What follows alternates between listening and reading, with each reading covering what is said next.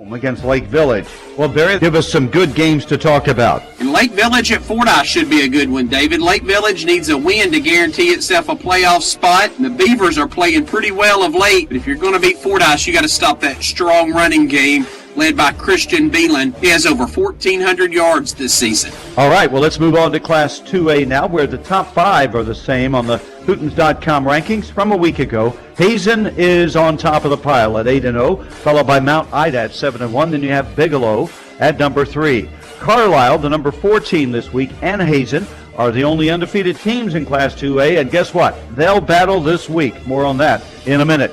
5th is Derricks, followed by Mark Tree, up 1 to number 6 after beating Cross County. Earl is up 3 spots to number 7 after 4 straight wins. Hector is 8. Desark moves back into the top 10 at number 9. And the Eagles are in the ranking for the first time in 2 months. And East Poinsett County drops 4 spots to number 10 after losing at Desark a week ago. In the 1AA, let's go through the picks. Number 3, Bigelow goes to Decatur. Bigelow big in this one. Conway Christian at home against Magazine, and likewise a big favorite is Conway Christian, and Mountainburg is the pick at home over Johnson County Westside. To the 2AA now, where 7th-ranked Marks Tree is at home against number 10 East Poinsett County. Top 10 battle, which Hootens.com thinks will go to the Indians of Mark Tree. Desark goes to rival McCrory. The Eagles clinched their 3rd conference title in 4 years with a win in this one. Number 7, Earl, is the favorite against Cross County, that game at Earl. Clarendon is a home pick against Mariana. To the 3AA now, Derricks welcoming Mount Ida. This game for the conference title in the 3-2A. Hootens.com likes the Lions of Mount Ida. Mineral Springs is a favorite at Murfreesboro, and Lafayette County gets the nod at Foreman. Now to the 4AA, number 1, Hazen at number 4, Carlisle. Hazen is the favorite in this one. Episcopal, playing on its home field, is the pick over another Little Rock school, Baptist Prep, and England is the favorite at Hampton. Barry? No surprise here, David. The big game, number 1, Hazen at number 4, Carlisle. Matchup of the only 2 remaining undefeated teams in Class 2A. The winner gets the conference championship. Last week, Hazen beat Bearden 60-0, and Carlisle beat up on England 48-22. And this Prairie County battle always means a lot. Should be a great game. All right, so let's move on to 8-man and run down the AAA sanctioned teams. Mountain Pine is the top team there at 9-0, followed by Woodlawn at number 2, Spring Hill at 3.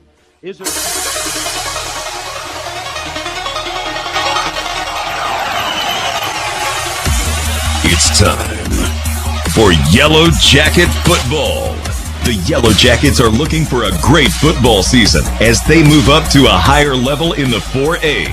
So follow along for some exciting Clinton Yellow Jacket football action right here on KHPQ.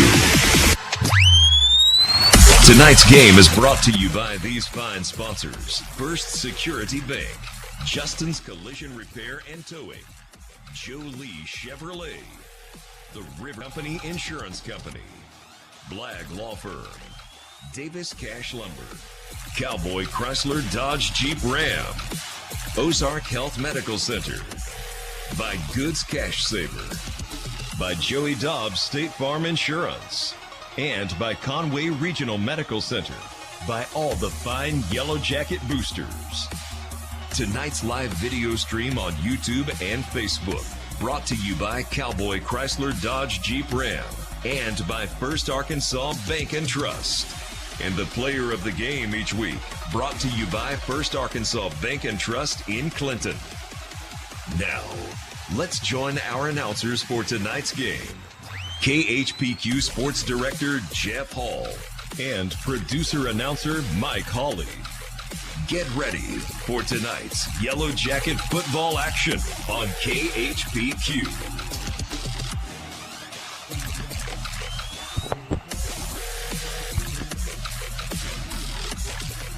And good evening, ladies and gentlemen. I'm Jeff Hall. My colleague joins me. We are live tonight from Dover. It's an early start, so if the word got out ahead of time, social media, you're tuned in and ready for football tonight. And there may be several of you. I do see some Clinton fans across the way making the trip over tonight to watch this one in person. A lot of Dover fans as well here for senior night. This is the final regular season game of the 2022 fall football season. So A big one tonight, but as many of you know, if you've kept up with the weather over the past couple of days, everyone around western, central, and south Arkansas are watching the weather tonight. No rain yet, no lightning yet. Radar shows it's still off to our west and to our north. We're going to have a 6 o'clock kickoff around the state. Some games were played yesterday. Some games are going to be played tomorrow.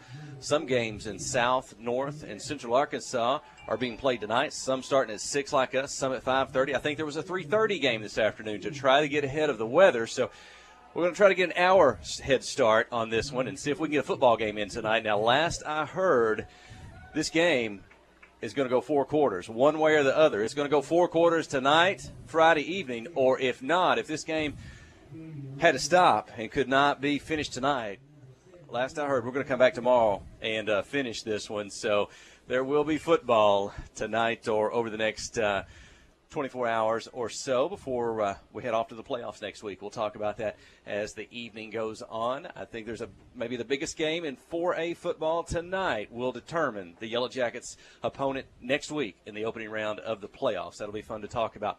We're just a few minutes away from the kickoff here as the team captains are out at the 50-yard line. The official has made the toss, and it looks to see that the Yellow Jackets will be kicking off to the Dover Pirates tonight. Well, let's bring Mike Holly in, and we'll get you set for kickoff. Yeah, it's been a whirlwind day. Maybe a pun tonight with this wind blowing, but started the day today at Hot Springs with a win there with Matty Cabana, and now we're hoping for a win here tonight at Dover for the Yellow Jacket football team. The Jackets come in 6-3 on the season, ranked number 20 in the state by Hooten's Arkansas football, 4-3 in conference play. Dover comes in 2-7 on the season, 0-7 in conference play. In fact, Dover hasn't won a conference game since week 10 of 2018. They won their first 2 games of the year, and they beat Johnson County Westside and Atkins to open the season. Since that point, they've lost 7 straight. The Yellow Jackets average 38 points a ball game scoring, and they give up 33 points a game. Dover, on the other hand, scores 21 points a ball game, and they give up 45 points a game on defense. In fact, Dover's only averaged 12 points a game in conference play. Last week, the Jackets jumped out to a 20-0 lead over Lamar before losing 36-20. Jackets scored 20 points in the first 9 minutes of the ball game and didn't score again. And the Warriors scored 36 unanswered points behind the 3 big running backs. And Damian Hendricks, the big fullback, had 26 carries, 214 yards for the Lamar Warriors. The series between these two teams, going back the last 20 years, they've played before that, but in the last 20 years, they've met 8 times. Dover has won 5. Clinton has won 3. The last meeting between these two teams was back in 2015. It's been 7 years since the two teams have played. That was a 38-3 win on this field that night by Dover. The Yellow Jackets have beaten Dover in 2005, the conference championship season, 2006, and in 2014. The Jackets have shut Dover out twice. That came in 2005 and 2014. The last time the Yellow Jackets won on this field in Dover, you got to go back to 2005, 17 years ago, and the Yellow Jackets won here by a score of 37-0.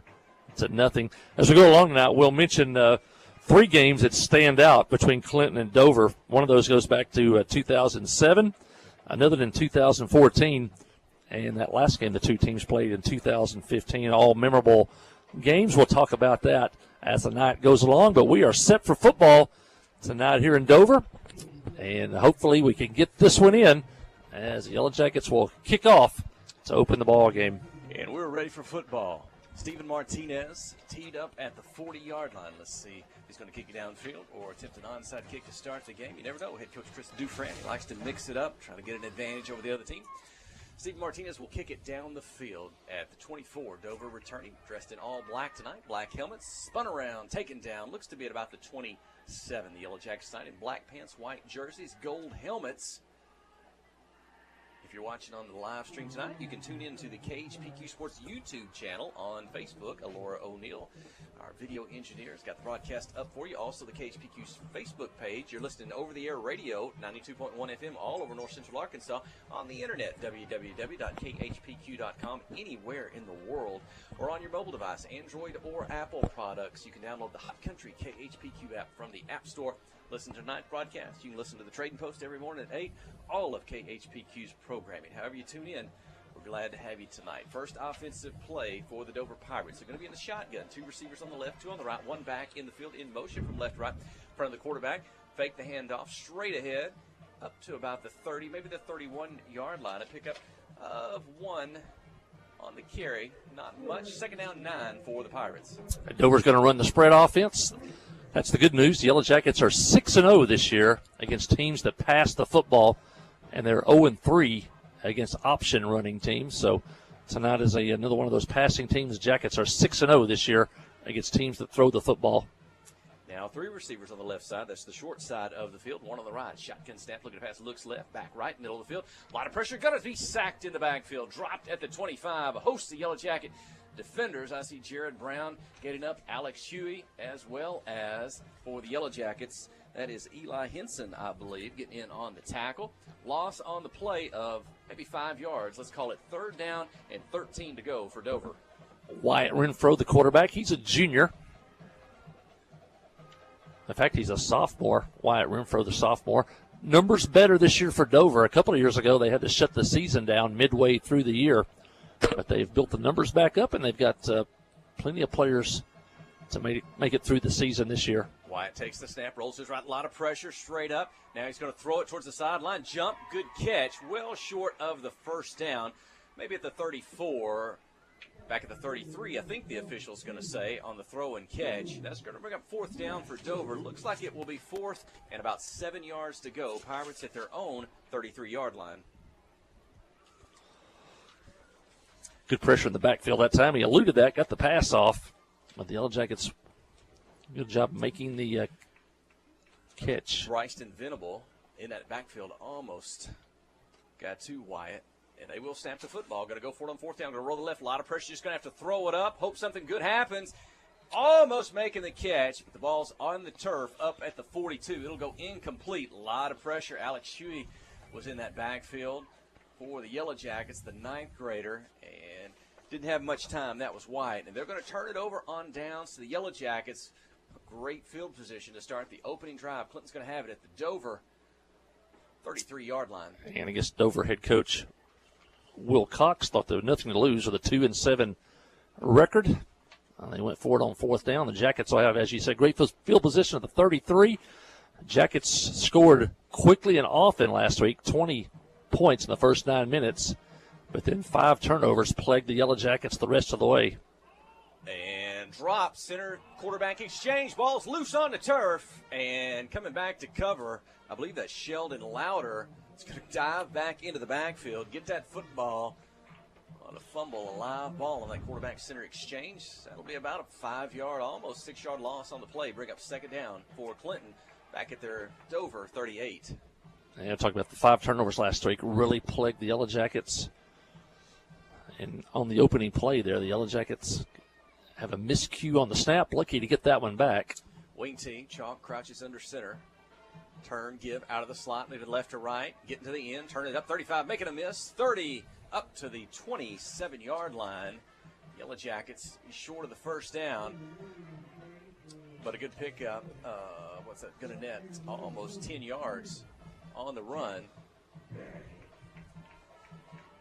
That gives them a manageable 3rd down here.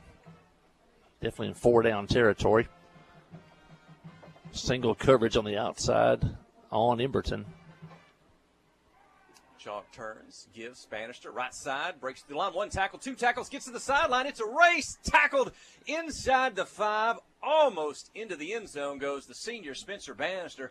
Looks like the official is going to put him down at the 1-yard line, a 27-yard run by Bannister. Buck sweep to the right, almost untouched. Got near the goal line, and you know what's going to happen here. My money's on Spencer Bannister is going to get the call here on this one.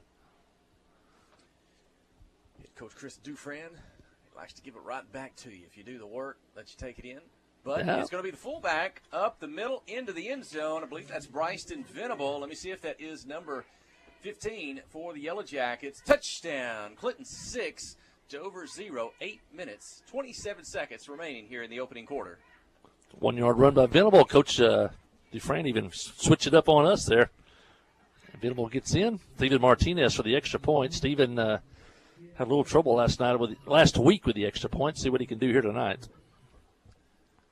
Left-footed kicker, Martinez, the snap, the hold by Emberton. The ball is in the air, and it's good. Clinton 7, Dover 0, 8:27 in the first when we return. You're listening to KHPQ in Clinton High School Sports. Friday night at the stadium is not the time to worry about your finances. Let First Arkansas Bank and Trust ease your mind with their mobile banking capabilities. You can check your balance, transfer funds between accounts, and even find the nearest ATM for dinner after a road game. The free mobile app is available on the iTunes Store and Android Market. You can cheer loud and proud for the Yellow Jackets because First Arkansas Bank and Trust has you covered. See a branch for more details. Equal housing lender, member FDIC. Hi, I'm Joey Dobbs with State Farm Insurance here in Clinton. We are proud to support Clinton Yellow Jacket sports, and we're here to support you on and off the field. For surprisingly great rates on auto, home, life, and supplemental health insurance, stop by today. We're located just off of Highway 65 before the Little Red River next to H&R Block. Give us a call at 745-6323 or visit our website at calljoeydobbs.com. Like a good neighbor, State Farm is there. Off at the 40, onside kick bounding down the field in the sideline. Yellow Jacket kicked it up in the air, running out of bounds. I think he may have been out of bounds before he could take possession of the football. Official's going to throw the flag at about the 43. That means kickoff out of bounds. I believe the Dover Pirates can elect to take the football there if they would like. Is it also 5 yards on top of that from where the ball goes out of bounds? Yes. Short if it doesn't make it to the 35 of the receiving team. I believe so. Dover will get the football at their, looks to be their own 47.5-yard line. I think Clinton's trying to jump ahead early, maybe try that onside kick early with the weather coming in. They'd like to maybe build up a big lead that might determine how long this game lasts when the weather does set in. And look down momentarily. First down play. Are we coming back? Second down and 10 for the Pirates. We're looking right down the line of scrimmage from the Dover press box. Looking across the Yellow Jacket stands. Wyatt in a shotgun. Puts it in the belly, straight ahead. Just across the line of scrimmage, but short of the 50. Let's Kenny Kitch aside, the running back out of that spread offense. Got Jared Brown up front. You got Spencer Bannister on the outside. You got Alec Huey on the defensive tackle on the right side. And then Landon Rose, defensive end on the far side. Going to bring up 3rd and 8 for the Yellow Jackets. For the Pirates. Wyatt, Yellow Jackets jump, but they get back, and no penalty flag. So Wyatt stays in the shotgun.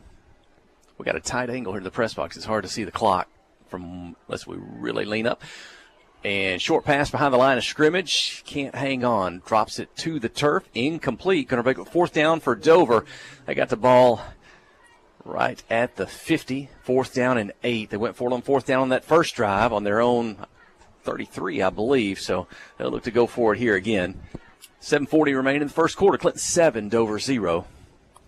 Dover returns 6 starters on offense, 7 on defense coming into the year. They got their first win since 2018, back in the first week of the season. Here we go. Motion from right to left. Wyatt's going to take the ball. He's going to throw it back across his right side. Catch. A lot of space. Got to get by one man. Pirates do. The 40 still on the feet. The 35. A good block. Springs him. The 30. The 20. Stays in bounds at the 15. Tackled there finally by a couple of Yellow Jackets. That's going to be on the Dover Pirate highlight reel for 2022. That catch and then yards after the catch. That puts a thrill into the crowd here on senior night. You know, they haven't scored a lot of points this year. They have scored more points than they did last year. They've shown improvement, but a big chunk play like that brings a lot of excitement to the crowd. Jackets running down at about the 15. That was kind of it was a screen pass, but it was a throwback screen pass. The quarterback Renfro rolled to his left and then turned back. It showed counter motion and then threw the ball back.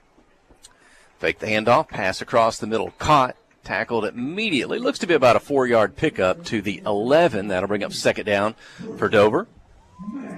Yeah, Dover did spread offense, but they're mainly a lot of short possession passes. Really not going to throw the ball down the field a whole lot. 2 receivers to the wide side, the left, 2 on the short side, the right. Looking to the sideline, looking to the wristbands, signaling in the call. 1 back to the right. That is catcher side. And Wyatt's going to keep it himself. He's going to run to the right, get into the pile. He's going to push the pile a little bit. Looks to be up maybe near the 7-yard line. Positive yardage for Dover. Going to bring up third down. Let's call it third and about 3 for the Pirates here in 4-down territory. Trying to score inside the Yellow Jacket 10. And kind of the read option out of the spread. Put it in the belly of catcher side. Check the defensive end, then pulled it back out. Try to get around the corner, and he's got a third down and short. Shotgun. Fake it in the belly, keep it himself. Alex Shuey's there and making the tackle. He might have lost a yard. It's going to bring up fourth down for the Pirates. They did lose a yard. 4th and not quite 4 for Dover. Inside the Yellow Jacket 10. Cleveland lead by 7 here in the opening quarter. Another fourth down situation for Dover. Is I guess the third one already here in the first quarter. We've only played a little over 6 minutes. Well, they need to get it's hard to tell the angle we're at, maybe the 5-yard line or so to get the first down short of the end zone. They're going to throw it up in the end zone. Intercepted on the return tackle. Liam Hudson coming out of the end zone up at the 5. Hudson, the 10th grader for the Yellow Jackets. Looked momentarily like Dover. A Pirate was the only one in the middle of that end zone going to make the catch, but I guess that ball had a little bit too much air under it, and Hudson able to come up and snag it. Get the interception, keep the Pirates from scoring here in the first quarter. Clinton maintains that 7-point lead. The ball was tipped to the line of scrimmage. That's why it went airborne, and then Liam Hudson came across, made the interception, and a big play for the young man, the sophomore, injured in the spring practice and worked his way back and picks up an interception there, and the Jackets have it at the 4-yard line. Back in the wing tee, Chalk under center, and out of the slot, right to left, turns it up inside, middle of the field. Looks to be at about the 7-yard line. About a 3-yard pickup for Clinton. Going to bring up second down. And did we get any confirmation yet on who's wearing number 9 tonight? Because he's handling the ball, making plays, but we've yet to call a name for you. There may have been, we had a different number last week for one of the main players. 9th graders have come up, and sometimes we have to make sure who's wearing what here late in the season. Second down and 7. Chalk's going to go in the shotgun. Empty backfield. He's going to look to his left. Quick pass caught by Emberton. That's dangerous. Up to the 10, the 20. It may be a race. Brody Emberton, the 30, the 40. They're not going to catch him. Brody Emberton, touchdown's going to go for 94 yards. That's on the Yellow Jacket highlight reel. The senior Emberton, the pass from Chalk. 4:32 in the first. It's going to be Clinton 13, Dover 0. I don't know the record. That's the longest touchdown pass. Definitely this year. Might got to be one of the longest in school history for 94 yards, but it was a race. Once Emberton got a step, it was over, and the Jackets strike again quickly with 4:32 left here in the first quarter. Martinez out for his second extra point opportunity of the evening. Good on the first one. Emberton stays out there. He's the holder. He calls for the football. He gets it down. Stevens' kick is up, and it's good. Clinton 14, Dover 0, 4:32 when we return. You're listening to KHPQ in Clinton High School Sports. Conway Regional has been the community's hospital for more than 100 years, providing high-quality, compassionate care. As our community continues to grow, we're growing alongside you to ensure all your healthcare needs are met right here in Conway. Our board-certified interventional cardiologists, specialized team, and innovative cardiovascular technology are here to provide the comprehensive care you deserve when you need it most. So when you're facing a heart emergency, trust the care you'll find down the hallway, not down the highway. Tonight's game is brought to you in part by these fine Yellow Jacket boosters, by PEH Supply, by Clinton Drug, by Artelco, by Crowell Saw and Supply, by the Latitude Bistro, by Western Sizzlin', by Joe and Hash, and by Jamie Beavers DDS, and by the Huddle House. These fine sponsors help bring you tonight's game. Well, the Jackets have struck quickly again for the second week in a row. They've already put up 14 points. We've played less than 8 minutes. Martinez onside kick. Out of bounds again. Got past the first front line of Dover, and then those Yellow Jacket coverage team racing down the field, but unable to pull that one in before it skips out. That was in a similar spot to where we saw last time. Let's see. It's official where he's going to mark it at. It looks like he's standing at the 43-yard line. Unless he tacks on 5 more from there. He will put it at the 43. Dover will have it there for their third offensive possession of the night. Got a good look again down the line of scrimmage from our vantage point here. Dover, shotgun snap to White, puts it in the belly, Kershaw side, straight ahead, across the 45, up to the 47.5-yard line. Pickup of at least 4 on the carry, bring up second down for Dover. Will Cox, the head coach of Dover, that name may sound familiar. He was a longtime assistant at Heber Springs. And then when Darren Gowan left to go to Northwest Arkansas, Will Cox was the interim head coach for 1 year, did not get the job at the end of the year, and then came here to Dover to try to restart this Pirate program that was down on its luck. Again, Wyatt, the handoff, catch side. This time the Yellow Jackets in the backfield. Going to be a loss of the play, maybe a yard or so. Venable was back there. And who else? Jared Brown, I think, may get credit for that tackle for the Yellow Jackets. Bring up third down and a long 6 for Dover. Dover was 0-10 last year, but 2 wins this year. Cox is 2-22 in his head coaching career at Dover, 6-29 overall if you count the games played at Heber Springs. 2 receivers to the left, 1 on the right. Now motion left to right. Wyatt's in the shotgun, takes the snap, drops back, looking to pass, going to throw it up across the middle. Going to be short of his intended receiver up at the 42. He's trying to get the ball to Andrew Masters. It's incomplete. And another 4th down. I think it's maybe the fourth down opportunity for Dover here. 3:19 to go in the first quarter. They trail 14-0, and they're going to be facing a 4th and 7 at their own 47. Yeah, he was open that time. The Yellow Jackets kind of in a zone defense, and somebody did not pick him up, one of the linebackers, and he slid into an open spot there, and he was open. Yeah, this may be the fourth down of the first quarter for Dover. They are rolling the dice tonight.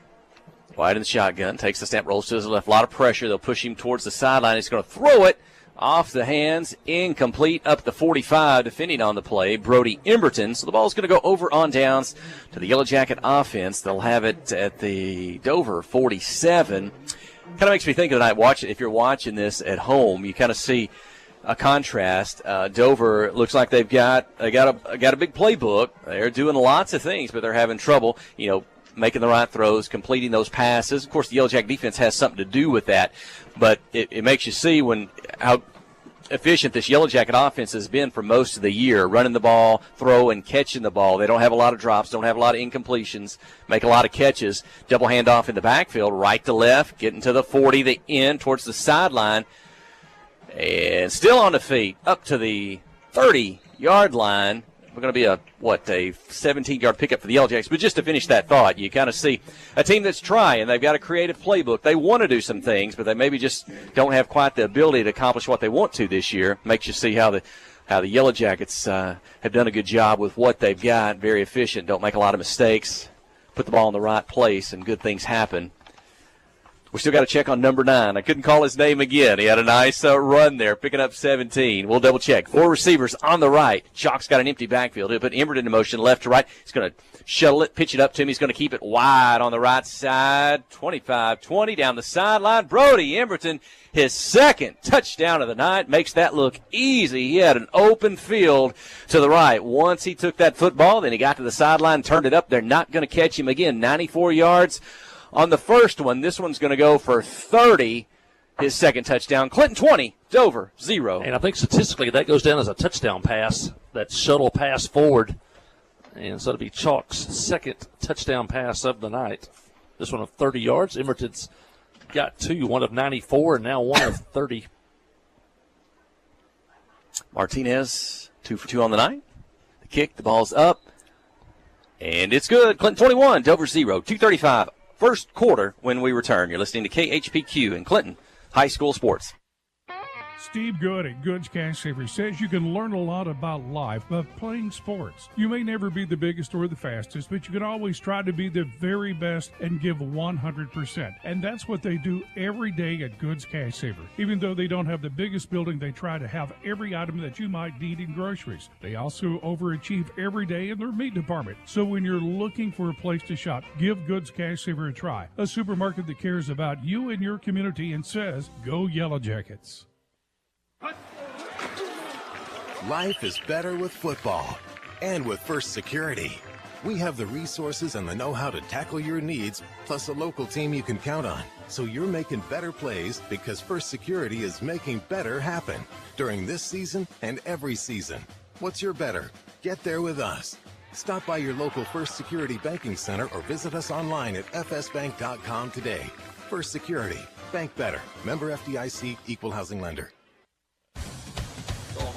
Martinez, the kickoff. Again, onside kick. This one's loose, bouncing around. Clinton may have covered this one on the Dover side of the 50. Where's the call? It is. Onside kick successful. Clinton's going to have it at the Dover 48. I got that one. Doing a good job. We discovered during the break, number 9 is, my colleague, Zane Widener. And so, that looked like him during the timeout, but apparently, I don't know. His uniform is not with us tonight. Either that or trying to throw Dover off. Well, you know, that's teams look for number 23. They look for number 20 on the Yellow Jackets. Those two guys, Emberton and Zane Widener. So a little covert tonight, coming out in a different number. Maybe that's why the Yellow Jackets travel with a extra set of equipment, an extra set of uniforms. That's not more than once. That's back under center. Chalk looking to pass. He's going to throw it back across the middle field. Widener makes the catch. The 25 got a defender right with him, able to make the tackle, but not before Zane Widener is going to move the football up to the 16-yard line. Pass and throw by Chalk. He kind of looked to the left a little bit, his body, then he kind of threw it back to the middle of the field with Widener. Boy, that was a pretty catch and run. It was a great throw and catch. It was defended well by Dover. They made the catch. The only thing was Brody Emerton was over here at the 5-yard line all by himself. Joe didn't see him, but the Yellow Jackets do get the yardage and a first down. Inside handoff. Big pile up. Black jerseys from Dover, white jerseys for the Yellow Jackets. Maybe it's hard to tell from where we're at, the 13 or the 12. Bryson Vinton, is there a fumble? There is a fumble. A turnover, and Dover's going to come away with the football. First Yellow Jacket turnover of the night. That's going to snuff out that drive, first drive tonight they've had that did not lead to a touchdown.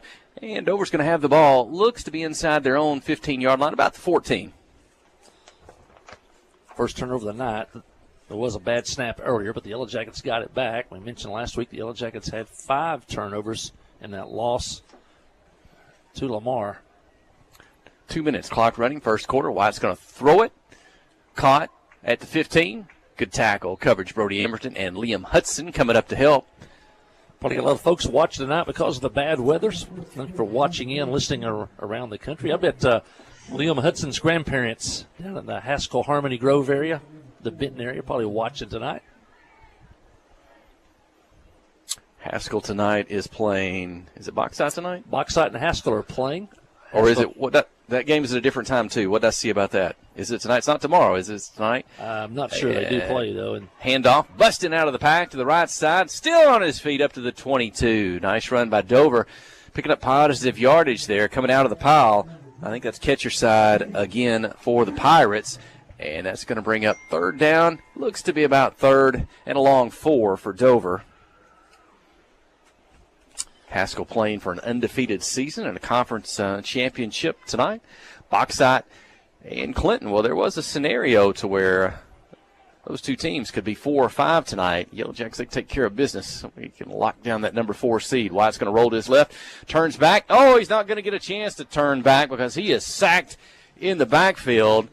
The Yellow Jackets, 62? No.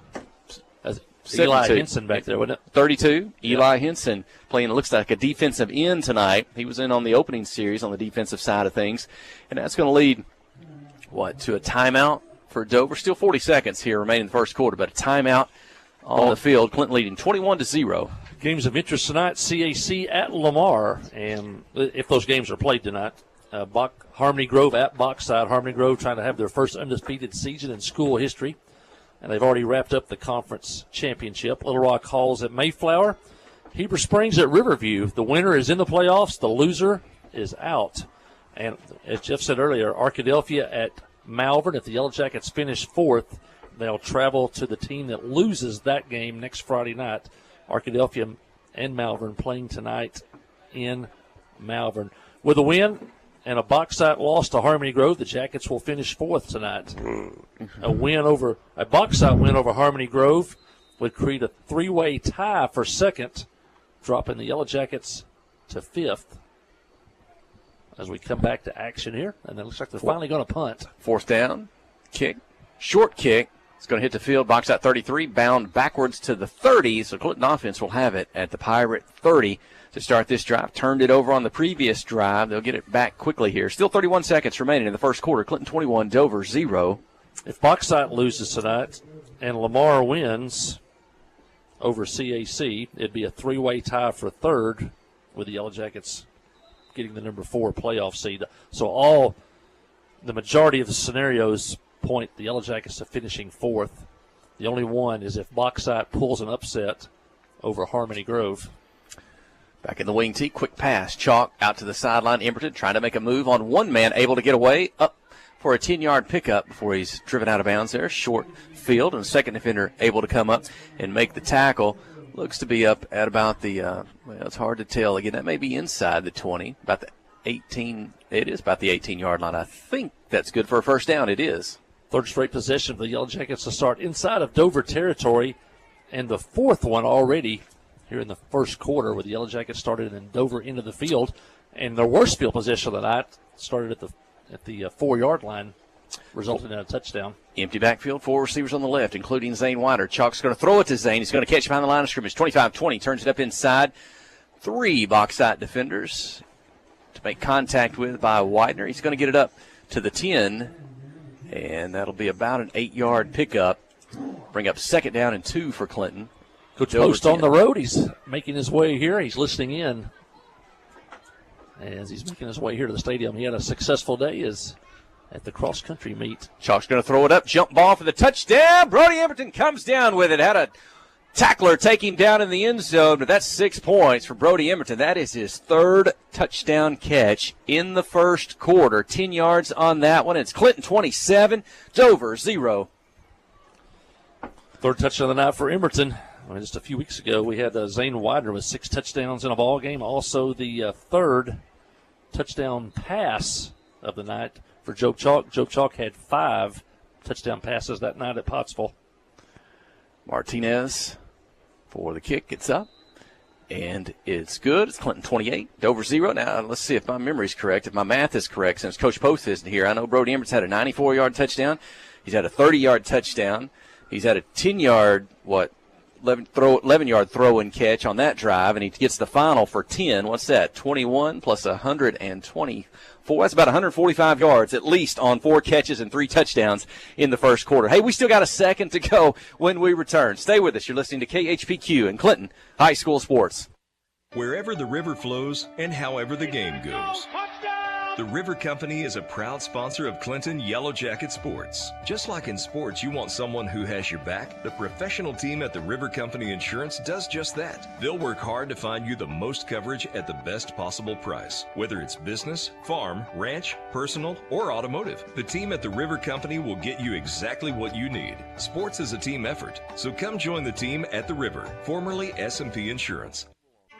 Towing and recovery is the last thing you think about until you really need it. Then you really want the best. There's only one name to call, Justin's Collision Repair Towing and Recovery.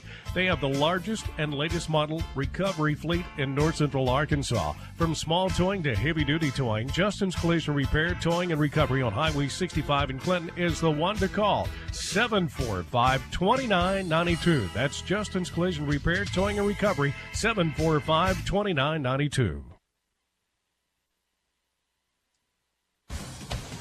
Well, the Yellow Jackets kicked off. You're probably watching that on the live stream. They only had a second left, and they cover the kick down here. It'll be Dover's football, but just like last week, a big first quarter for the Yellow Jackets. They scored 28 points in the first quarter. The Jackets lead 28-0 as we head to the second quarter of play, and we were looking at some of the halftime or some of the seasonal stats. Brody Emerton came into the game needing 154 yards to have a 1,000 yards receiving in the season, and so he had 94 and 30 and 11 and 10, I think.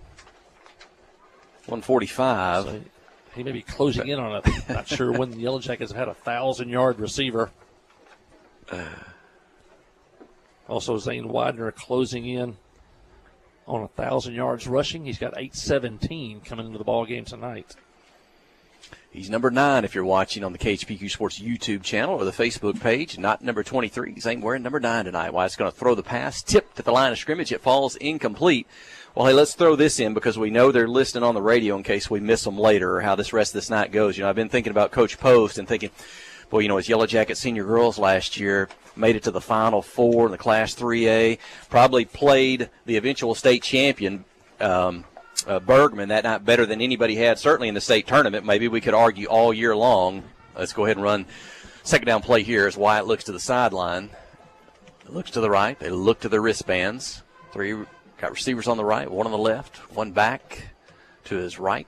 Catcher side, takes the handoff, tackled just across the line of scrimmage at best, 1 or 2 yards. Played Bergman as well as anybody last year in the Final Four, and you're thinking, almost a state championship last year. Coming to this year, they've got high hopes of moving up to Class 4A. We're close to basketball. They're playing tomorrow in the charity game. I think Coach Post is wanting to be playing for that state championship. Well, he's already got 1 in the books. Could he get 2 state championships this year? What do you tell us a little bit about today if we can work that in here during the play call? Yeah, as most people already know, Maddie Cabana wins the 4A state cross-country championship and won by over a minute and a half over the second place.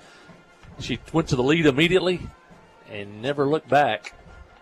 Wyatt's going to make the pass, caught out on the left side. Nice catch, 23, makes a move, gets a block, makes the first miss, gets up to the 30-yard line. It's going to be short of the first down, bring up another 4th down opportunity, at least the 5th tonight for Dover here in the first half. They've only punted once. They're facing 4th and 6 at the 30.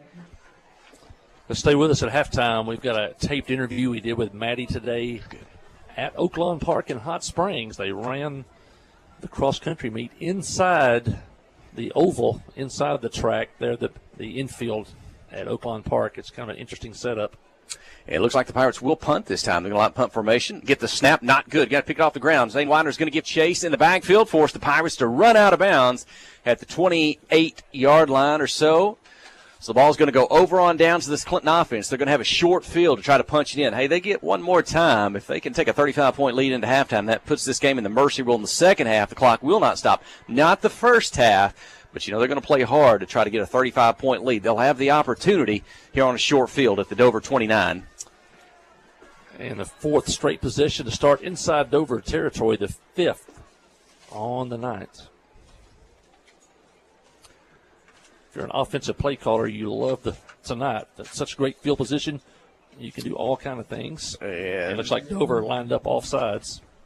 And Clinton did not have a split end out. They did a shift, went heavy on the left side. Kind of looked a little bit different formation. Yeah, they're going to mark off. Official on the near side threw his flag, signaled offside. Dover had lined up offsides. And it's only 1st and 5. At the Dover 24. And let's see. Dawson Burgess is in the ball game. He's out of the left tight end. Alex Huey's over there. Now, we got 5 linemen to the left of the center. The give is to Rylan Jones on the left side. He's got a first down. Looks like Rylan is up to the 16-yard line. That's the 9th grader, Rylan Jones. And another freshman in the ball game also on the offensive line. Creed Brown in the ball game now for the Jackets. Those freshmen should get a lot of playing time tonight. And chalk back under center. Widener's behind him. Flags fly. Let's see. This one may go on the Yellow Jackets. Is that a false start or a procedure penalty? So back them up 5. Bring up first down and 15. Those freshmen coming off a conference championship, an 8-1 record. Lost the first ball game to BB 40-38 and then ran off 8 straight victories for a conference championship. And Clinton's going to go heavy again on the right side. Loaded up. Maybe is that 5 linemen? Or is that 6 on that side? But handoff starts left. Back to the middle field. Widener lowers his head. Staying low across the 10. Maybe up to about the 9-yard line. And it won't be a first down, but that will bring up, second down and 4 for the Yellow Jackets on the run by Widener. The ball's just across the 10-yard line of the Pirates. Ball down below us here on the home side of the field. You may see that backfield a lot next year. Rylan Jones lined up beside Zayden Widener. This time it is Jones on the right side. Oh, he's met in the backfield. A couple of Pirates going to take him down. And if the ball came loose, was Rylan Jones down yet? I think it came loose because you saw some Pirates dive in low on the ground. But I don't see a signal, so I think it's going to be Clinton football.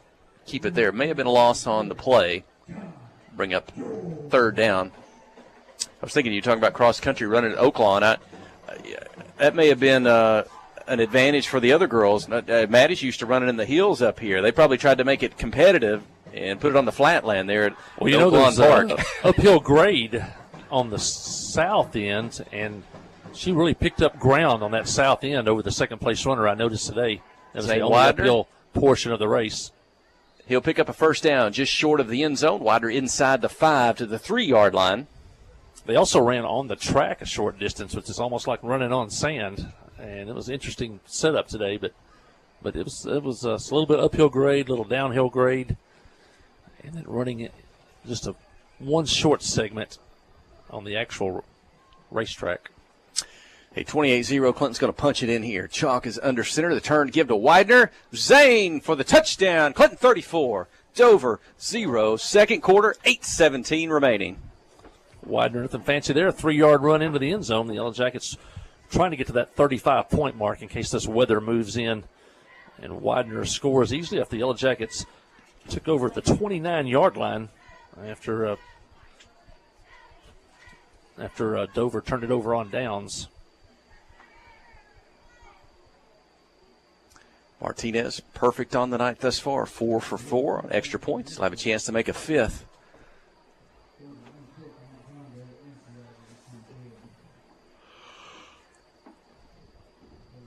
Martinez, so far perfect on the night.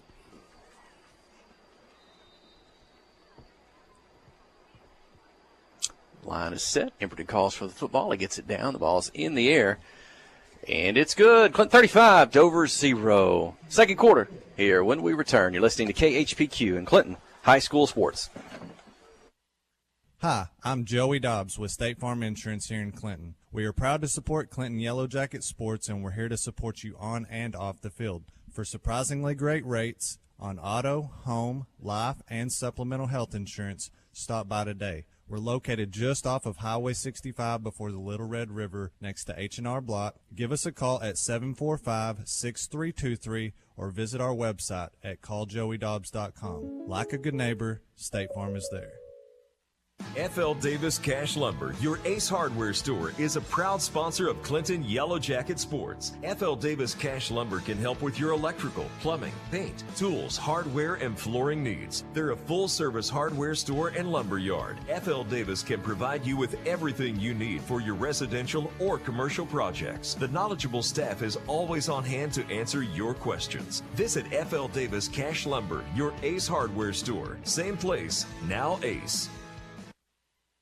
Nobody has sold more Dodge, Chrysler, Jeep, Ram vehicles than the Landers family. If you're looking for a hassle-free, stress-free buying experience, then Cowboy Dodge, Chrysler, Jeep, Ram, and Clinton is your place to shop. If you want to pay too much, buy somewhere else. If you want the car deal you've always waited for, Cowboy, Chrysler, Dodge, Jeep, Ram, and Clinton is your place to shop.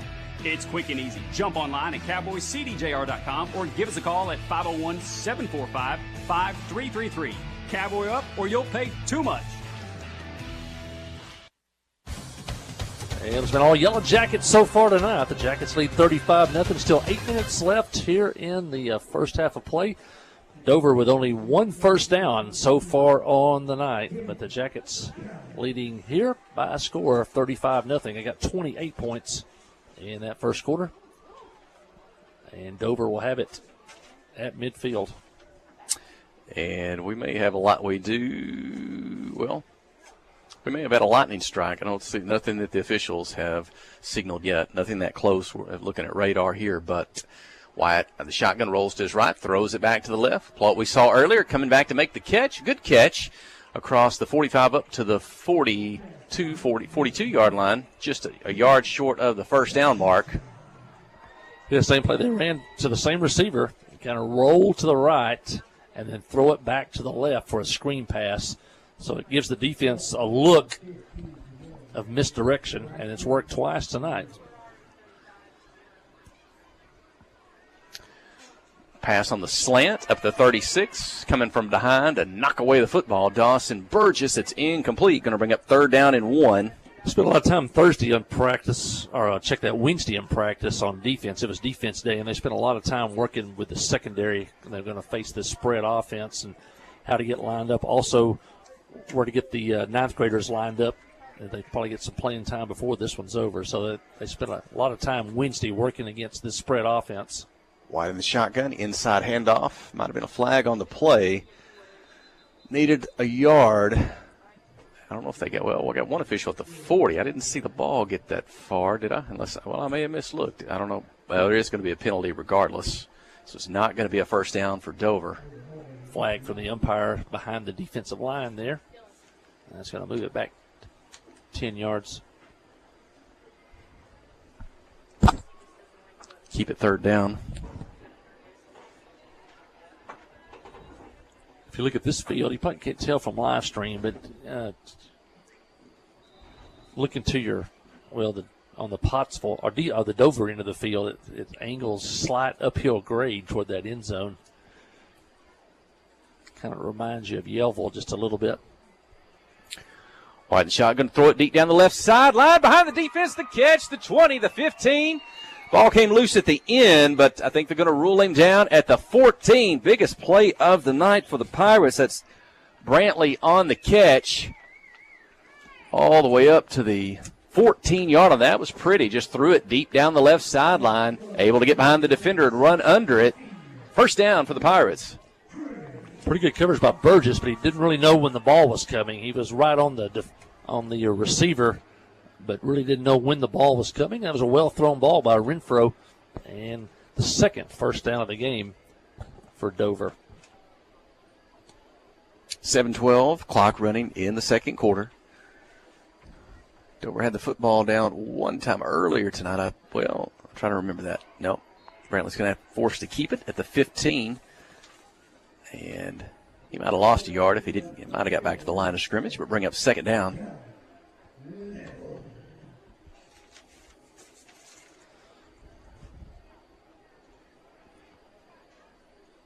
Clock continues to run at 6:43. Again, that 35-point lead does not take effect until the second half, when the clock will not stop but for official timeouts. 2nd down, just a little more than 10 yards to go after the loss of the play. He's going to slant across the middle, and I think there is going to be defensive pass interference on this one by the Yellow Jackets. It's just a quick slant, quarterback throwing to a spot, and Burgess bumped him a little bit, probably had to bump him to make that incomplete. With high school and college football, it's a 15-yard penalty. Probably in this case will be half the distance to the goal. So, a lot of times in high school and college, a pass interference is not a bad penalty if you're going to prevent a touchdown.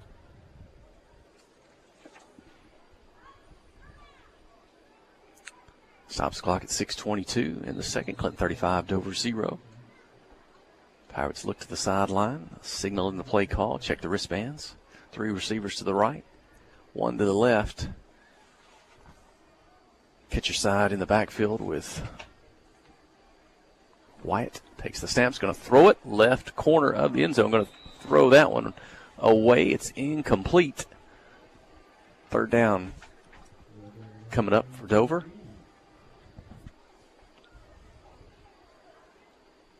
Trying to throw that fade route into the corner of the end zone. There may have been a flag. For 2nd down. Well, there was a flag. It's going to be an automatic first down. First down. Okay, I do.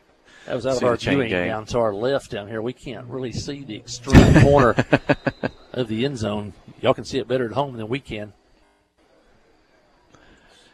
It's first down. The ball's on the 3. That makes it first and goal. Pirates trying to get on the scoreboard. Dover scored 28 points last week. That's one of their second biggest output of the season. Had 43 in game number 1 against Class 2A Johnson County Westside. Takes the snap, forced to the left, and out of bounds, incomplete. Second down and goal from the 3 coming up. Stops the clock at 5:57 in the second. Sounds like we had a pretty good ball game down the road from Clinton last night. Salem and Quitman hooked up in a conference game last night, and Salem scored on the final play of the game to win 36-33.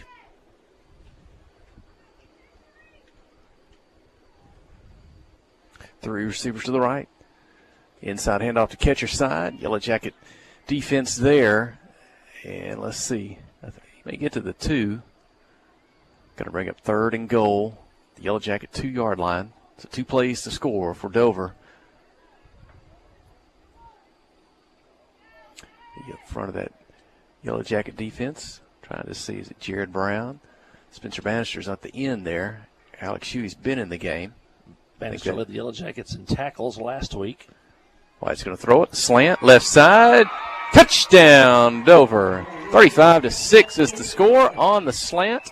5:22 here in the first quarter. They ran that slant again, and the receiver gets a quick jump off the line and then crosses the defender's face. If he does that, they really can't do a whole lot about that. And that was Brantley Craig. Craig started the year at quarterback, and now has moved over to receiver, and he makes a touchdown there from 3 yards out. 2-point conversion attempt. Incomplete. So they try to throw it out to the left side. Stops the clock at 5:22 in the second. It's Clinton 35, Dover 6. You're listening to KHPQ and Clinton High School Sports. Friday night at the stadium is not the time to worry about your finances. Let First Arkansas Bank and Trust ease your mind with their mobile banking capabilities. You can check your balance, transfer funds between accounts, and even find the nearest ATM for dinner after a road game. The free mobile app is available on the iTunes Store and Android Market. You can cheer loud and proud for the Yellow Jackets because First Arkansas Bank and Trust has you covered. See a branch for more details. Equal housing lender, member FDIC. The Blagg Law Firm is a proud supporter of Clinton High School Yellow Jacket sports. When you need an attorney, call the Blagg Law Firm. Whether it's an injury accident, criminal defense, DWI, family dispute, or Social Security disability, Ralph Blagg believes in equal justice for all. Located on Court Street in downtown Clinton and on the internet at blagglaw.com. The Blagg Law Firm, a proud supporter of Clinton High School sports.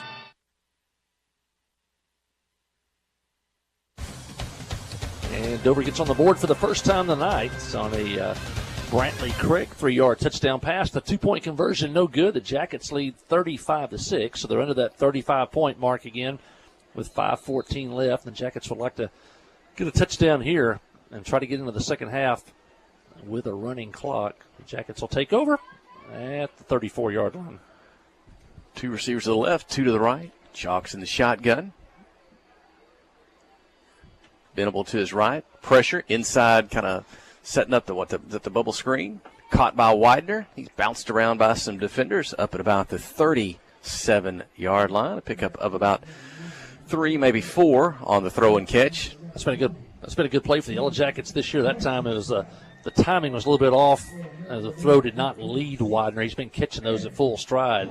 Had to kind of slow down, catch the ball, and that gave Dover a chance to come up, make the tackle, but he still picked up 5 yards on first down. Second down play, stay in the shotgun. Now Venable moves out. 5 receivers, going to throw it short back to the left side. Emberton on the catch, gets away from the first defender. The second, before he's near the sideline, out of bounds at the 50. Clinton will have it first down. Boy, here comes some wind blowing in. Let's see the leaves coming across the field. A little bit of straight line wind coming from the, I think that's the south. I think when I was coming in, if I had my directions right. And I think I saw earlier that would be some of the wind coming up with this front, maybe from the south and north. And they had a shot at Emberton on just a short reception, but he broke another tackle and made it into a big play. He gets the Jackets to midfield. Inside handoff, the 40, the 30, the 20. They're not going to catch Bryson Venable. Touchdown, 51 yards on the run. Venable, he put the Yellow Jackets up 41, Dover 6. Well, Venable looked fast once he popped the line of scrimmage and got to the outside. It was a race, and nobody was going to catch him, and Venable goes 51 yards, and the Jackets score. It just took them 1 minute and 4 seconds since the Dover score. And Martinez for the extra point. 5 for 5 on the night. Can he make it 6?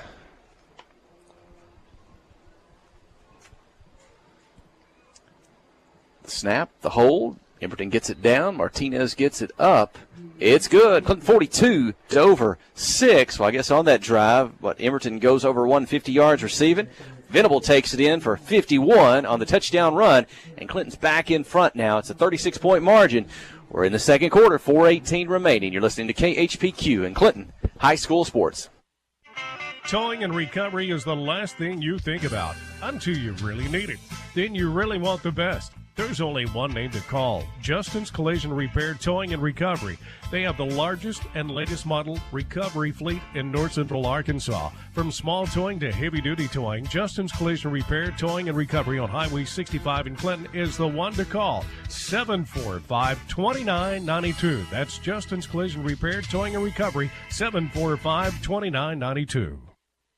Conway Regional has been the community's hospital for 100 years, providing high-quality, compassionate care. As our community continues to grow, we're growing alongside you to ensure all your healthcare needs are met right here in Conway. When your family needs emergency care, you can trust our board-certified providers to provide you with the comprehensive care you deserve when you need it most. When you're facing an emergency, trust the care you'll find down the hallway, not down the highway. At Conway Regional, we're not just growing, we're growing together. Well, the Yellow Jackets score in 1 minute and 4 seconds. They get that 35-plus lead again. They lead by a score now 42-6. Still 4:11 left here in the first half of play. Stay with us at halftime. We'll have an interview, a recorded interview we did today with Maddie Cabana, and you'll want to listen in as she's got a message she wants to send to all the Yellow Jacket fans that have supported her throughout the year. Shotgun snap to White, drops back, gets the defense to go in. He's going to throw it down the field. Brody Emberton's the only one there at the 50. It's incomplete. Second down coming up. I don't know. I'm thinking my suggestion, if it's worth anything, if this is the score here in 4 minutes and 5 seconds, if they want to finish this game tonight, why don't they just stay out on the field? Let's play the second half. I don't know if there's a reason to go to the locker room tonight if yeah, you may see an adjustment at halftime. I'm not sure. The Clinton band is not here. I'm not sure if the Dover band wants to perform tonight or not. It is senior night. That's right. Oh, good catch. Up at near the 50, the 45, the 40, down the sideline. He's going to score. Touchdown, Dover, 69 yards on the throw and catch. I've got number 22, Andrew Masters, and he made defender miss, get away. It's a touchdown, and a thrill for the Pirates again here on senior night. 42-12. Yeah, Andrew Masters, I think he's a sophomore. I was reading about him this week, and he was, I think, the quarterback on their junior high team last year. Yeah, sophomore Drew Masters. Is it coming back? I got Pirates. Well, some of them were walking down the field. Now the officials walking toward each other. I was going to say Masters had 115 yards back in week number 2 in that victory by Dover over Atkins. Still hadn't seen a flag, but we have a referee conference. It seemed like it's been a year of referee conferences. Dover now walking back down the field. And now they're going back to the end zone. They must have determined it's a personal foul. I think that's on Dover. No, what? No, hey, So what? Dead ball. Personal foul. So that'd be after Dover. the touchdown? Touchdown. The play will stand. Okay. And the Yellow Jackets will get the result. I would assume Dover will have to kick off from the 25. Okay. So the score will be 42-12 with 3:51 remaining. Dover will have a chance to go for 2. I don't know if that was something physical or if that was some type of taunting or something after that touchdown play. I'm not sure where it came from on the field. Dover will go for 2 again. First attempt was unsuccessful.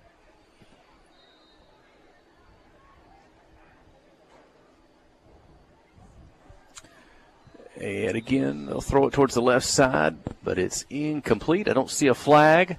2-point conversion fails. 42-12. Clinton in front. 3:51 in the second. When we return, you're listening to KHPQ in Clinton High School Sports.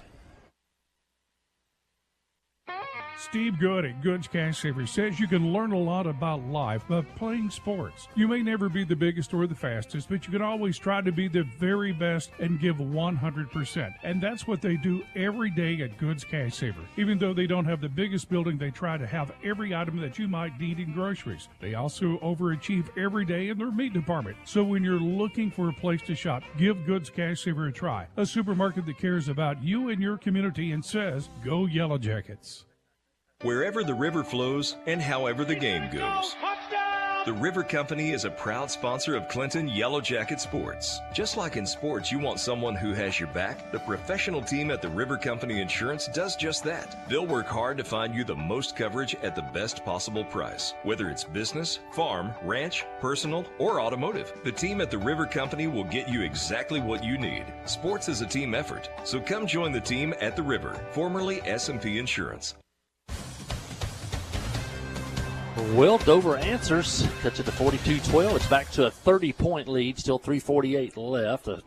Dover, after that unsportsmanlike conduct penalty, personal foul, had to kick off from the 25, and they kick it out of bounds. Yellow Jackets will have it at the 45-yard line to start this drive. They've had great field position all night long. Yeah, we're talking there during the break. You know, they're going to punch it in one more time. You want to get that lead 35 before you start the second half. What's been Clinton's biggest first half of the year? Against Little Rock Hall, was it 50 at halftime? Yeah, 50 points at halftime, yeah. So they might do it again here. A touchdown or 2-point conversion, but they got to punch it in first. From the own 45, chalk under center. Wing T drops the football, picks it up. And Joe can't get away from Pirate tacklers after that. He'll get back to the 44 and net a 1-yard loss on the play. But a little bit of trouble tonight. Between that quarterback center exchange. Dropped a couple of those. I had one on the first play of the game and then one here. That's center quarterback exchange. Rylan Jones is in the ball game. And again, Clinton's going with that kind of heavy set on the left side. Are they going to run that way with Jones? Ryland does get the football. He starts to the left, and he breaks away from the tacklers, and he'll get up near the 45-yard line. It's close to a first down. They may mark his knee a little bit short. I think that's where the football is going to go down at the 46. Going to bring up 3rd and a yard. Jones fast. Jones is strong. He broke a tackle after about 2 yards and turn it into a 9-yard gain. Bannister checks in for Jones. Need a yard to pick up a first down. Zane Widener, he's going to get a yard before he runs into a couple of Pirates. He'll get it up to the 42 before he's tackled there. First down for Clinton. Jackets back in Dover territory. Seems like they've been there all night here in the first half. Your running backs tonight, again, we've seen Rylan Jones, we've seen Zane Widener, we've seen Bryston Venable. He had the 51-yard touchdown the previous run. We've seen Spencer Bannister. Widener under center. They give us to Rose again, left to right, stutters, makes the first one miss across the 40 to maybe the 38. You may have said this earlier tonight. I don't know. We won't see Landon Rose tonight. He went out with possibly a concussion in the ballgame last week and missed from the second quarter on, and so keep him out tonight. Try to get him back for the playoffs if that would work out next week. Yeah, I think Brody Dufresne out tonight with illness, and one of those conference champion freshmen. Chalk wants to pass out of the backfield. Bannister makes the catch, and they'll have to pull Spencer Bannister down from behind up at the 25, but it's good for a first down. And boy, you like that play. You had Bannister kind of all alone, streaking out to the left. It turns it kind of into a one-on-one. That defender Was in a good spot, close enough to Spencer where he could chase him and get a hand on him from behind. The toughest part of that play is the throw. Chalk's got to get it in front of him where he can catch it at full stride because his back is turned to the defense, and the pass was perfect. Quick handoff up the middle. Bryson Venable across the 25. They'll give him the 24, the 23. And that'll go 4-yard pickup. Jackets still have 2 timeouts, so we've got about 1:05 left. They want to get this one in before the half. 42-12 is the lead. Chalk's going to pass. He's going to throw it up behind the defense, making the catch inside the 5. Good for a first down. That's Dawson Burgess. He had to go low to pull that one in before it got to the turf. That's going to set the Yellow Jackets up 1st and goal at the Dover 5. The clock will stop to move the chains. So 57 seconds, 2 timeouts, plenty of time here to get a final play call. Burgess lined up at the left tight end spot, angling all the way across the field. Linebacker can't cover him, and Chalk put it on the money. Zane Widener, right to left, out of the slot, turns it up inside, up the middle, touchdown. Widener on the carry. It's Clinton 48, Dover 12, 40 seconds remaining in the second quarter. A couple of juniors involved there. The junior Burgess, tight end, makes the catch, gets it to the 5, and the junior Widener carries it in from 5 yards out for the touchdown, and the Yellow Jackets now back up 48-12, and Martinez on for attempt his 7th extra point of the first half. Emberton with a hold. He gets it down. It's up. And it's good. Clinton 49, Dover 12. Be 40 seconds to go when we return. You're listening to KHPQ in Clinton High School Sports.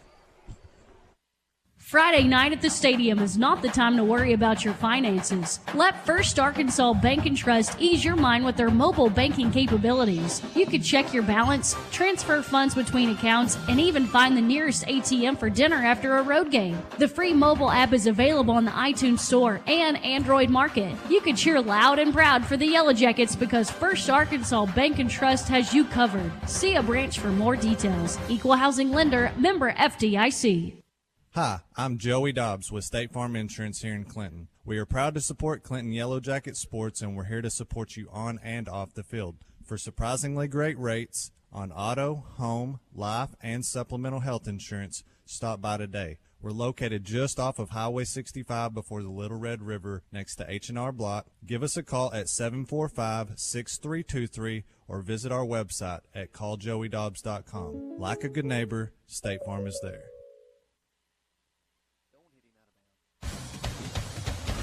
Jackets have scored on every possession but one here in the first half. They've scored 7 times. The Jackets lead 49-12 with only 32 seconds left here in the first half of play. And Jackets have that, we got 37-point lead. So if they could just kind of hang on here for 32 more seconds, the clock will run in the second half. Just a point shy of their season points and a half total of 50. They accomplished that at Little Rock Hall earlier in the year. 49 tonight, the highest scoring team in the conference this year. The Clinton Yellow Jackets, the offense, was 49 points on the board.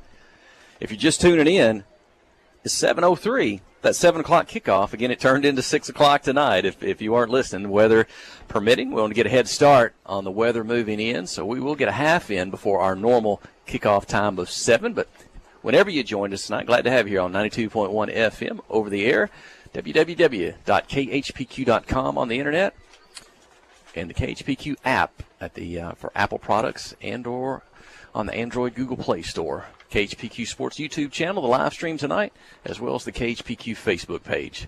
Wyatt's in the shotgun. Dover has 2 touchdowns here in the first half. Quickly out on the right side. Starts right, turns it back towards the middle. A lot of Yellow Jacket defenders still on his feet, and it's going to be a first down. Gets to the sideline 50. Does he go out of and knocked out of bounds? Boy, Masters thought maybe he had another one down that sideline, but ran out of room. Looks to be at the Yellow Jackets somewhere at about the 47-yard line. I don't know how he got away from those Yellow Jacket defenders to get to the sideline in the first place, but it's a first down with 20 seconds here in the first half. It looked like a Joe Adams move over there on the outside. At least a half a dozen Yellow Jacket defenders, and Masters comes out the other side. But the Yellow Jackets are able to push him out of bounds at the Yellow Jacket 47. By the way, that was 1st and 5 for Dover. Yellow Jackets got a penalty for an illegal substitution. A lot of pressure. White rolls to the left, throws to the left, coming back to make the catch. And Venable's going to make the tackle up at the 42.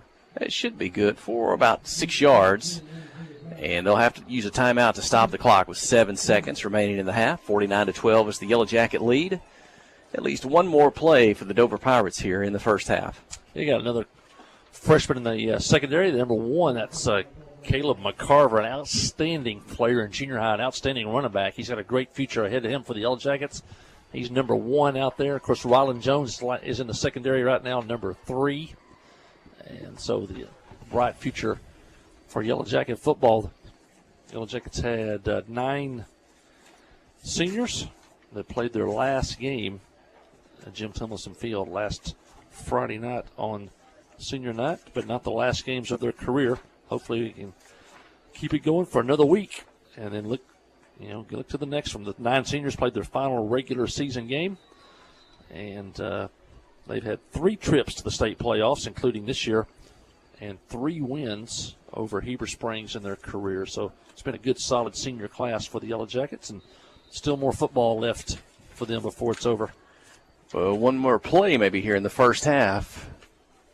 As Masters goes in motion, White wants to throw, slings it out. Good defense, knocking it away, falls incomplete. I think there's still time on the clock. There is 3 seconds remaining in the first half. Rylan Jones on the coverage there.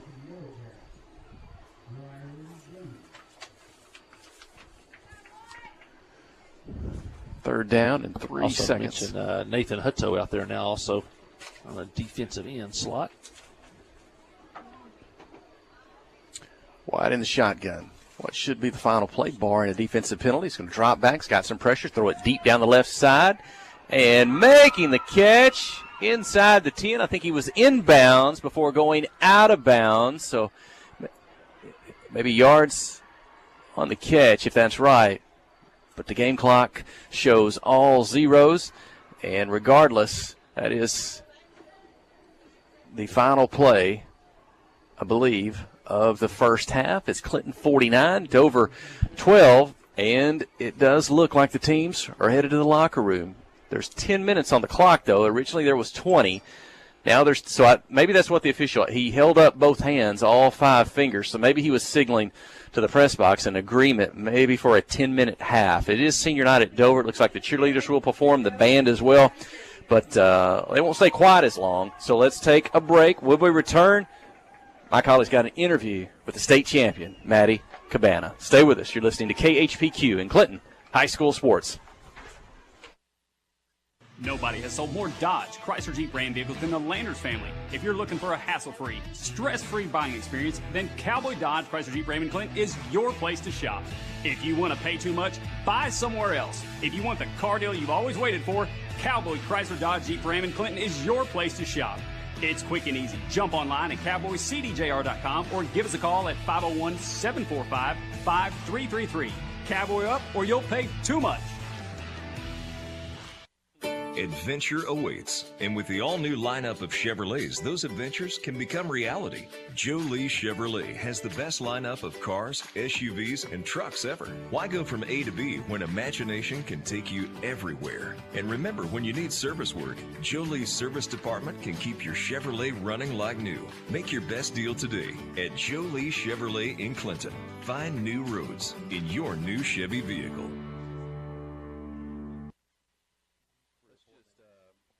Friday night at the stadium is not the time to worry about your finances. Let First Arkansas Bank and Trust ease your mind with their mobile banking capabilities. You can check your balance, transfer funds between accounts, and even find the nearest ATM for dinner after a road game. The free mobile app is available on the iTunes Store and Android Market. You can cheer loud and proud for the Yellow Jackets because First Arkansas Bank and Trust has you covered. See a branch for more details. Equal housing lender, member FDIC. To the television or the radio if you're at home.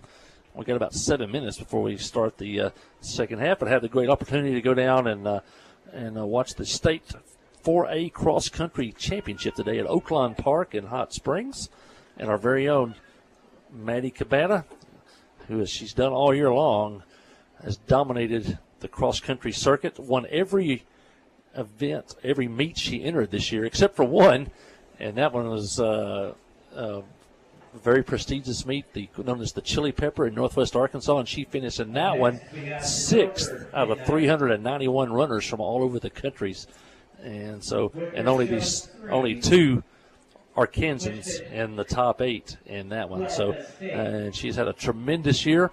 And next week, she'll be taking off to Oklahoma for the Arkansas-Oklahoma Cross Country Challenge, and she'll be running for Team Arkansas next week. And you couldn't ask for better honor for her.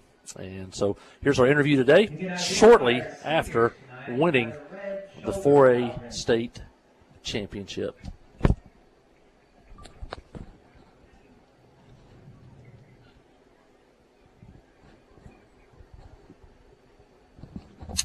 Gives just a moment here. Hey, Mike Hawley at Oaklawn Park in Hot Springs, Arkansas, with Maddie Cabana, who just won the Class 4A State Cross Country Championship. Maddie, what's your initial thoughts? It's really, really exciting. I'm so thankful for all my fans and supporters. I couldn't do it without them.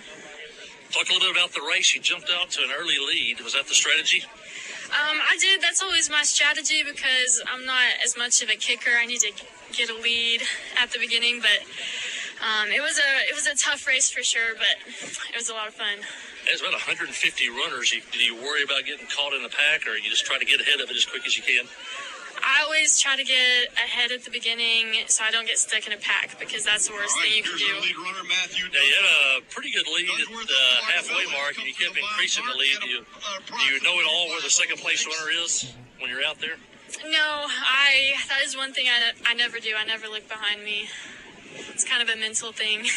Of course, the weather, it was windy today, and you had to run a little bit on sand, I think, over there, part of the racetrack. But how was the running conditions? It wasn't the best. I felt pretty rough during that race. It's definitely windy, but we were all going through the same thing, so not too bad.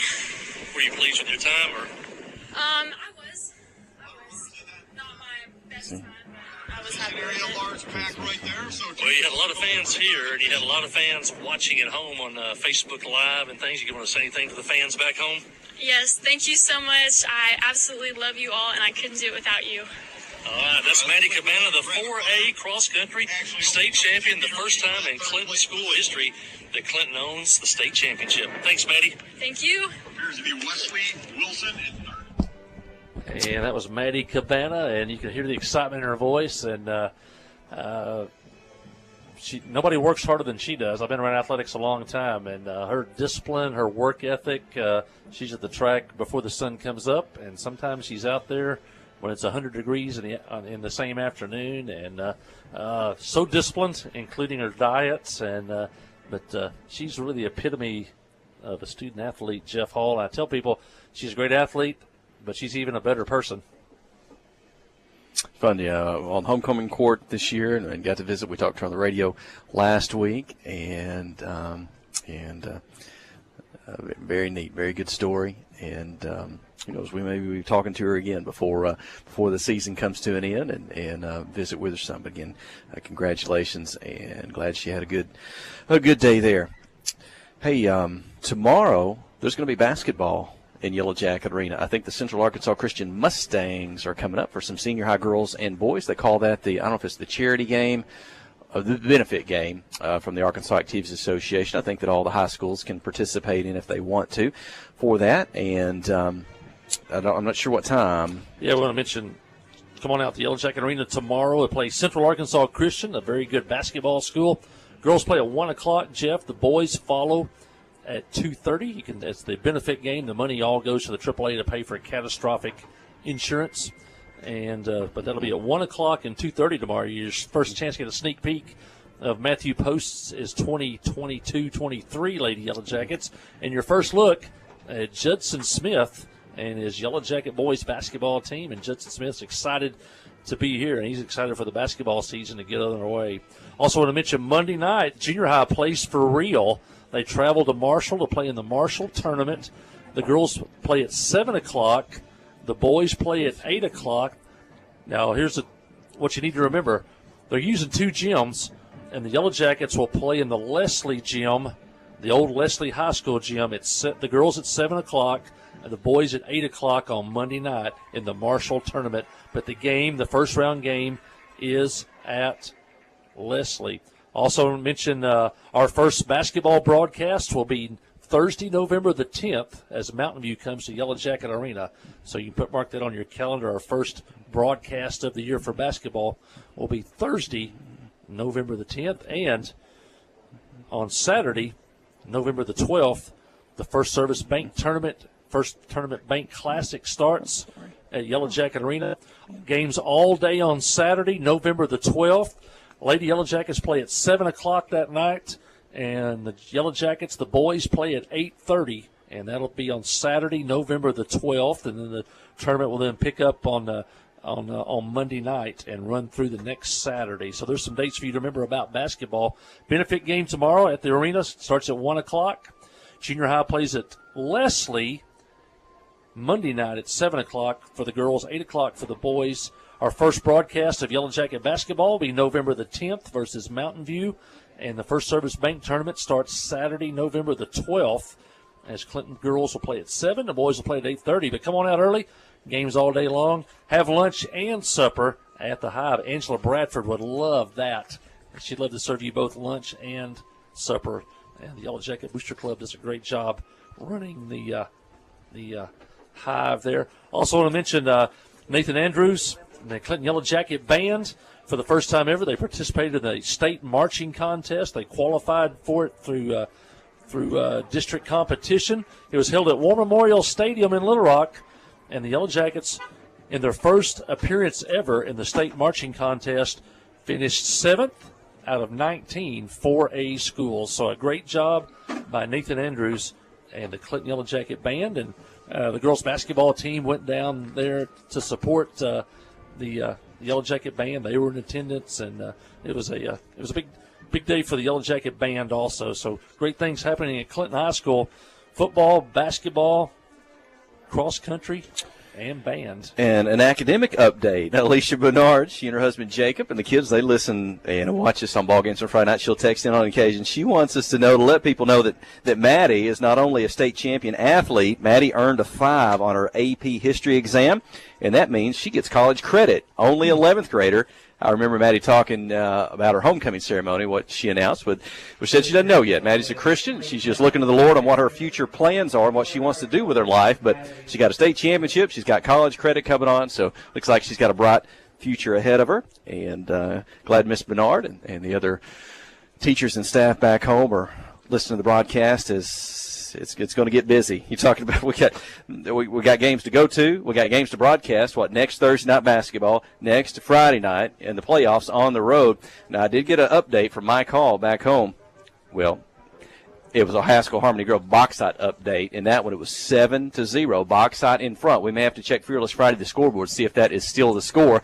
What that would do, I was also thinking ahead a little bit to Arkadelphia and Malvern, the loser of that, who Clinton's going to play next week, but that game is not going to take place until tomorrow because of the weather. They have moved that game to Saturday, so we won't know Clinton's opponent until sometime tomorrow, but looking ahead to a big couple of days next week. Yeah, we really don't want a Bauxite win over Harmony Grove. I think that drops the Yellow Jackets to 5th place.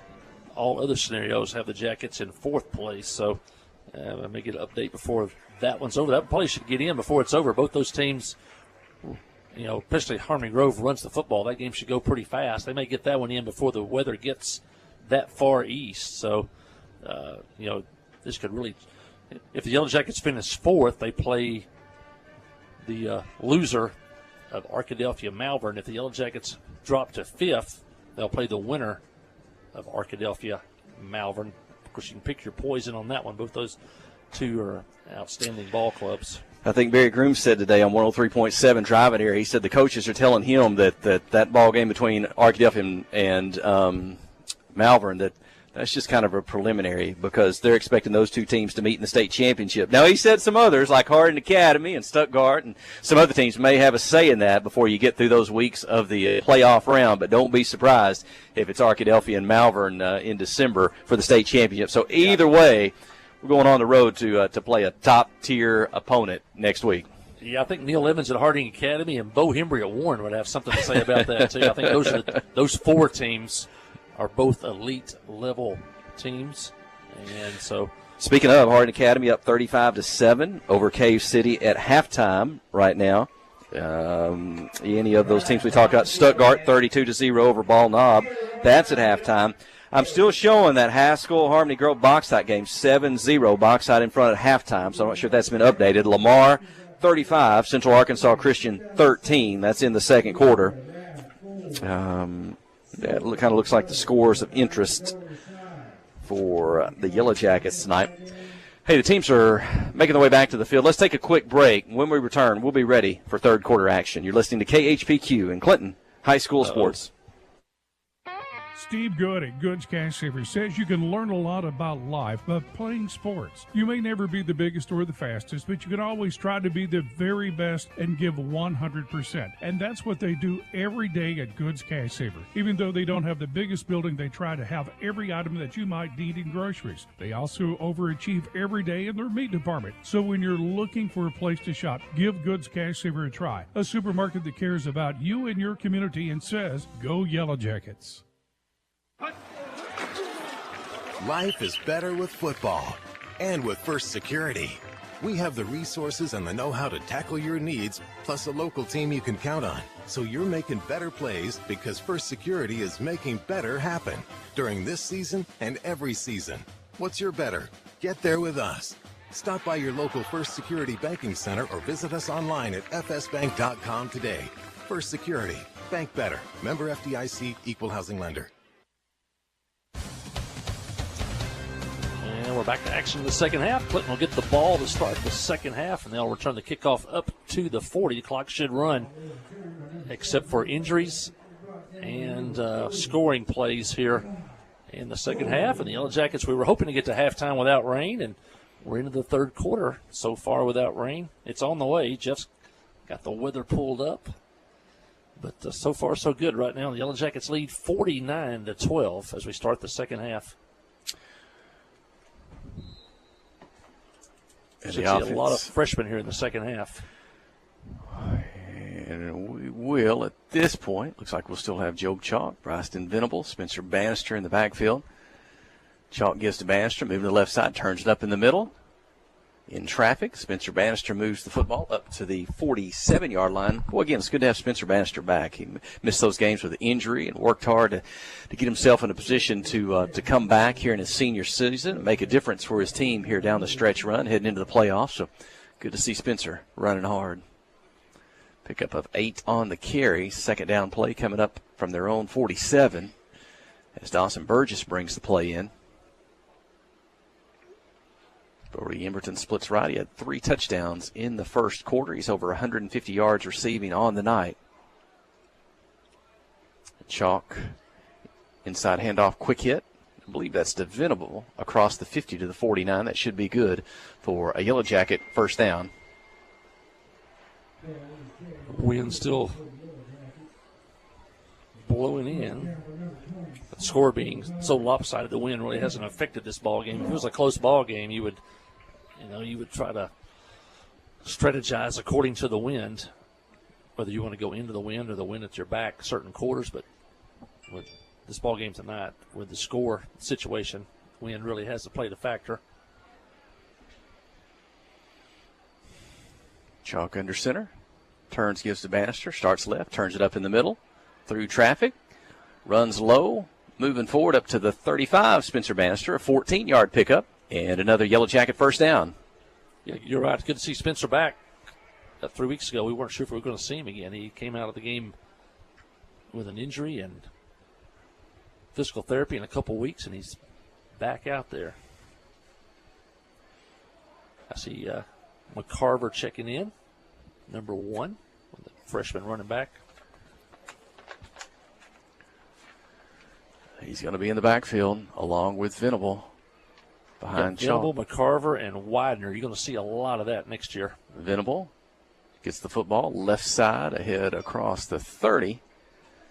Pickup of about 5, maybe 6 on the carry. Bring up second down for the Yellow Jackets. Yellow Jackets will be much deeper next year on both the offense and defensive lines also. You got to give the offensive line a lot of credit, though. They were thin. They had some injuries, and the Yellow Jackets have scored more points this season than last year's team. Last year's team featured an all-state offensive lineman and a couple of all-conference guys. Chalk crouches low. The give quickly to Venable on the left side. Turns it back in the middle. And short gain on the play. I believe he's going to be short of the first down. Looks to be at about the 25-yard line. Jackets heading toward that south end zone. That reminds me, I was talking about some memorable games here. Me and Jeff's first year back in 2007. I don't remember if Jeff remembers this, but we went into Week 10. We had to win the game to get in the playoffs. The winner was in, the loser was out. The Jackets trailed 28-21, scored a touchdown with less than a minute to play to make it 28-27. Let's let this play run. Give is to Venable again on the left side, trying to pick up the first down. He does. Looks to be at about the 22. Yellow Jackets were going to that same end zone down there, the one that kind of goes uphill. The Jackets scored, made it 28-27, decided to go for two, scored untouched to take a 29-28 lead and an apparent victory. And a young official on the far side, the Yellow Jackets were in the wing tee. He dropped his flag and said the Yellow Jackets had lined up off sides, and there's a 5-yard penalty. The Yellow Jackets ran the same play from the 8-yard line, and Dover tackled the Yellow Jacket running back inside the 1-yard line, and the Yellow Jackets lost that night by a score of 28-27. First down.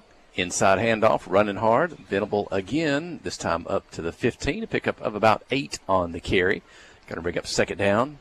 Speaking about rain tonight, I remember some of our fans remember 2014, the Yellow Jackets late in the season played Dover at Jim Thomason Field in a torrential downpour.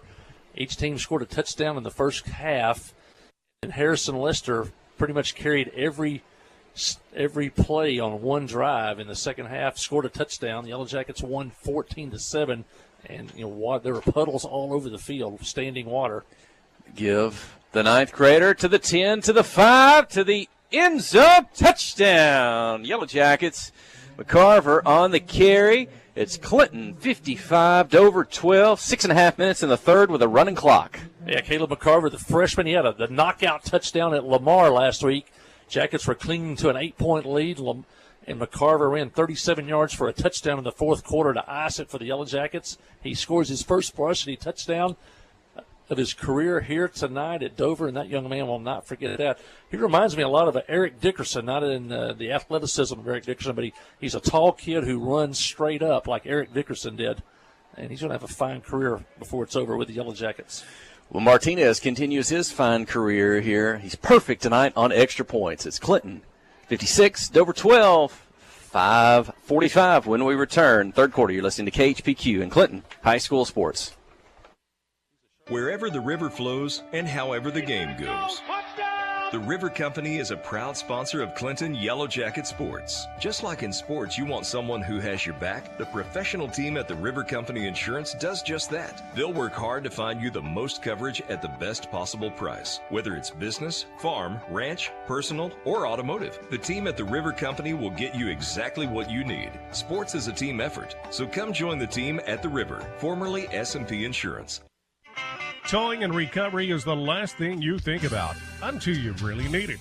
Then you really want the best. There's only one name to call, Justin's Collision Repair Towing and Recovery. They have the largest and latest model recovery fleet in North Central Arkansas. From small towing to heavy-duty towing, Justin's Collision Repair Towing and Recovery on Highway 65 in Clinton is the one to call, 745-2992. That's Justin's Collision Repair Towing and Recovery, 745-2992. Well, the Yellow Jackets pick up where they left off in the first half. They scored 7 touchdowns in the first half. First possession of the second half, and they scored a touchdown on freshman Caleb McCarver's first ever varsity touchdown, a 23-yard run. The Jackets lead 56-12, and Dover will take over. Clock running, ball at the 29. Now, Mike Hawley did notice that the officials did not stop the clock during that after that touchdown score, which could be an official timeout. So if that's how they're going to run the rest of the ball game, give us 4 minutes here to finish the third, 12 in the fourth, 16 minutes. If they take a break between the third and fourth, maybe we can Be out of here by 8 o'clock. Stay with us. Looking to pass. It's Wyatt. It's going to throw it down the middle of the field. Got a receiver, 45 to the 41-yard line. Pretty catch. Long throw by Wyatt to the Yellow Jacket, 41. I think one thing that happened there, he underthrew the ball. So he had two receivers running a post route, and he was throwing, I believe, to the deepest receiver going down the field. The ball was, I'm not sure about the wind. There may be a flag down, but it was so underthrown that the trailing receiver actually caught the pass. And I think we may have spotted lightning. I see the boys basketball coach on the field. He's probably the lightning observer. He just told the official, and wow, the game's going to maybe that will end the ball game. Yet, let's see. But We're the watching. game's going to be halted. We can see on the radar that the heavy part's not here. So it's full of lightning further to the west, only a scattering strike or so. And let's see if this is going to end the ball game or not. You would think it would have to. 30 minutes from now is not going to be any better. But we'd be a lot drier as we'd be on the way home. And the coaches are talking to the officials on their respective sides of the field. Yellow Jackets heading to the locker room to the south. They got to cross the road to go to the gym. You couldn't imagine taking as much time as it would be to restart this game tonight. Now, they did say earlier that they would, we thought they might have to finish this one, even come back on a Saturday, but would it make a difference? What about that Bauxite Haskell Harmony Grove game? If Bauxite goes on to win that, well, Clinton's going to, they could say if Clinton lost this one, if they didn't play regulation, but if they stop it now, is Clinton going to get credit for the victory tonight and not have to worry about a loss, even if Bauxite wins? Either Dover, says let's end the game, Clinton gets the win. If not, Clinton will have to stay till whatever it takes to get the win. If Bauxite beats Haskell Harmony Grove, the Yellow Jackets may go to 5th place regardless of what happens here.